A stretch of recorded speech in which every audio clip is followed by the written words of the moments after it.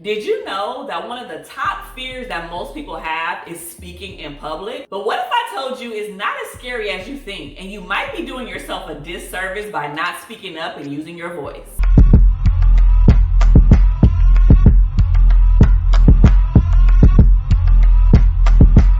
Hello everybody. Welcome back to another episode of the Kiaundra Jackson Show. I get it. You're probably like, Kiaundra, you've spoken on TV before, you've spoken in front of large audiences with thousands of people in attendance. You're also even an award-winning speaker, so what you gotta tell us, girl? But this conversation is not for those people. This conversation is not for the people who wanna have a TED Talk. This conversation is for the average person who does not know the power of using their own voice. So I'm gonna give you 3 tips on how to do so. But before we get there, if you are here because you are a new and emerging public speaker, you know I offer coaching services and courses, so I'll make sure to click the link to my courses and coaching calls in the description. So come on in here. This conversation is for the people who facilitate meetings and who do presentations at work. This is for the person who is a part of the PTA and have creative ideas that they want to share. This conversation is for the person who sees all of the injustices and jacked up crap that happens in this world, and they choose to bite their lip and stay silent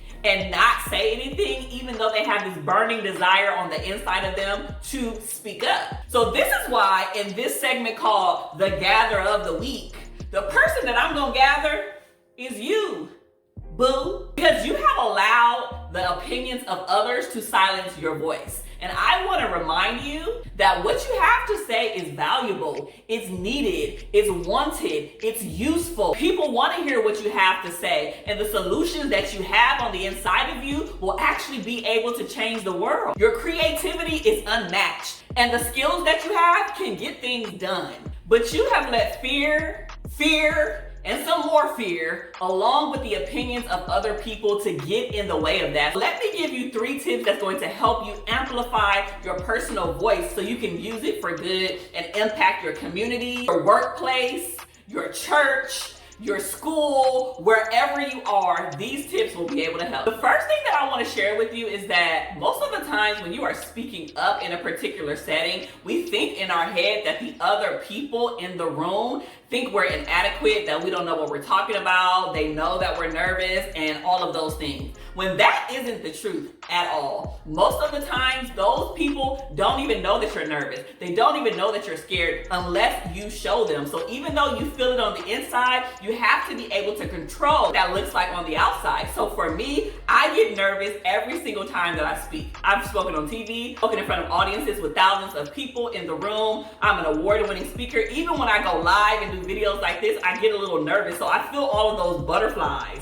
that are just swarming around in my stomach, and I like to think of that as my way of, okay, cool, I'm a little nervous, I'm a little anxious, even though I know what I am going to do and what I'm going to say and how I'm going to impact the world. But it's really about getting all of those butterflies that are on the inside of you into formation to fly the same way and to go where you want them to go versus them just doing their own thing on the inside of you. So you have to learn how to control that. And you do that by calming your mind. You do that by practicing mindfulness. You do that by taking deep breaths and slowing the heck down, reminding yourself that you got this, boo. Nobody can do it like you because you are that girl and you are that guy. I think the main thing is just really practicing visualizing yourself in front of that audience and that crowd and you killing it, right? I know some people say like, picture the crowd nude. Like, we ain't going that far. That's doing team too much. But picture yourself standing in front of that audience, standing in front of those people at work, standing in front of your schoolmates, standing in front of your community, saying what you need to say and it going well. So when you see it, you gotta see it before you see it. You get what I'm saying? You gotta see it before you see it. So that will literally build the confidence that you need in order to facilitate and maintain the self-esteem that you're going to need to be able to speak up and use your unique voice.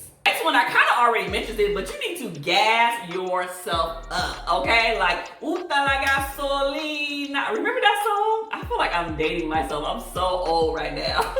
But you need to gas yourself up. Essentially, that means you need to encourage yourself. You need to hype yourself up. You need to be your own hype person, your own hype man, your own hype woman. You need to have positive self-talk. If you don't talk to yourself nice, Nobody else is required to talk to you nice either. Remind yourself you got the sauce. You're that girl. You're that guy. You wouldn't be given the presentation if you didn't know what you're talking about. You wouldn't be the supervisor if you didn't know what you're talking about. You wouldn't be the president or the member of that group if you weren't an active, involved, passionate member. So give yourself credit. Like, sheesh, don't be so hard on yourself. Give yourself credit. And last but not least, number 3 is think about what it would be like if you decided to stay quiet and never say anything about the thing that you're passionate about. Bruh, that's a tough pill to swallow. Think about all of the people who wouldn't learn what you would be teaching them. Think about all the people who wouldn't learn about your ideas. Think about all of the people who would not become better teammates if you didn't tap in and facilitate. Think about the things would be absolutely trash and boring if you didn't bring your creative ideas to the table. These are all things that I want you to think about, because my thing, one of the things that this is why I'm so passionate about the things that I do, is because I want to die empty. When I get up to the pearly gates of heaven, and God says, did you do all the things that I told you to do? All of those passions did you do all those businesses, all those people I wanted you to impact, did you do those things, Kiaundra? I don't ever want to be hemming and hawing in front of God like, I did that one thing, but I got scared and I didn't do the other thing. And I didn't speak up that one time because I was scared that somebody would think that I'm stupid. No. I don't want that kind of blood on my hands, right? The reason why I do what I do is because I am so passionate of all the times that people come back to me and say, hey, Kiaundra, it was because of you that I didn't die by suicide. Hey, Kiaundra, it was because of the techniques and the tools that you gave us that me and my partner are still married to this day. Hey, Kiaundra, it's because of you that my family is still together. Those are the things that bring me so much joy. But what if I decided not to do what I'm supposed to do and I slept on my passions? Think about all of the people who would have died. Think of all of the people who would have gotten divorced. Think of all of the families that would have been broken up. And guess what? It will low-key kind of sort of a little bit, tiny bit be my fault. And I don't want that to happen for me. And I also don't want that to happen for you.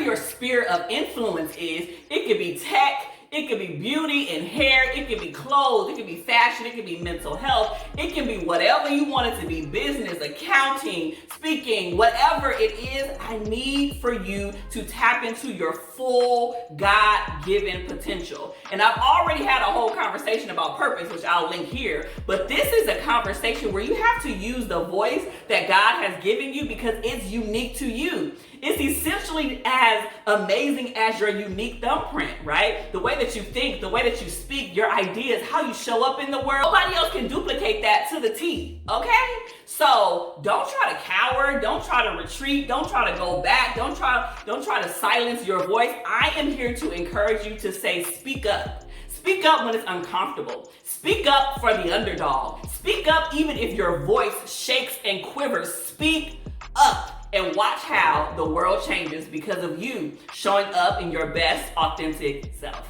You know what? I have to add this in here because sometimes you gotta just be like Nike and just do it. Once you are on the other side of that thing, once you do it, once you speak up, once you impact who you're supposed to impact, you will realize that it wasn't that bad on the other side like we thought it was. That will give you the urge, the desire, and the mission to be able to do it again, and be able to impact other people who might be cowering and who might be having a little bit of shyness or who might not be the way they're supposed to show up. And now you'll be able to tell them the same thing that I'm telling you. I didn't mean to gather y'all today, but it's a wrap. Thank you so much for taking the time and the opportunity to watch another episode of the Kiaundra Jackson Show. And look, I'll see you in the next one.